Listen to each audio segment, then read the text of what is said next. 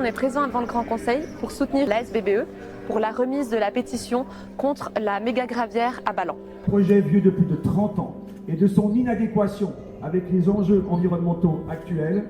Voici donc la pétition et c'est plus de 15 000 signatures. Je vous remercie.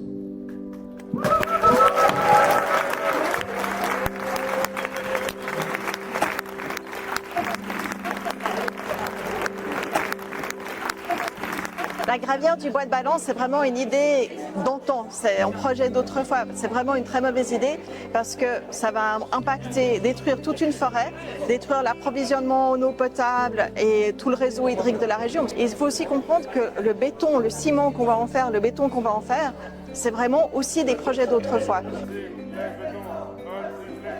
secteur de l'industrie, qui inclut notamment la production de béton et de ciment, correspond à 14% des émissions territoriales du canton de Vaud. Il va détruire un énorme milieu naturel où il y a de nombreuses espèces qui sont présentes et qui vivent. Il y a justement des passereaux par exemple, il y a beaucoup de grives, grives de rennes, grives musiciennes, il y a le pic noir donc, il y a le pic pêche, il y a le pic mort, il y a le pic vert, il y a le pic pêchette. Donc il y a pas mal d'espèces qui se tiennent là, puis il y a des insectes aussi. Des rapaces, des mammifères, etc. qui se tiennent là. Et c'est indispensable pour la vie du coin, c'est vraiment une région qui est magnifique pour ça. Vaud et Valde, ça signifie forêt. Le canton de Vaud est un canton forestier et les gens savent ce qu'est la forêt et c'est pour ça qu'ils sont tellement amoureux de leur forêt. Et quand on vient d'ailleurs pour leur prendre le sous-sol de leur forêt, ça les touche au cœur.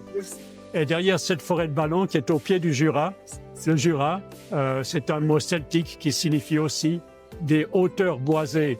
Donc ne défigurons pas ce beau paysage, il est trop précieux pour la vie, la nôtre, celle des animaux et pour l'eau qui circule entre les uns et les autres. Donc là, on voit que le combat est en train de s'étendre sur tout le pied du Jura. Chaque fois que le canton essaye de faire des gravières, on a l'impression qu'ils n'ont toujours pas compris qu'il fallait essayer d'être, disons, parcimonieux avec l'utilisation du béton et du ciment et puis vraiment résolument se tourner vers d'autres sources de matériaux pour construire et puis garder le béton que pour ce qu'il est indispensable, par exemple les ouvrages d'art ou ces choses-là.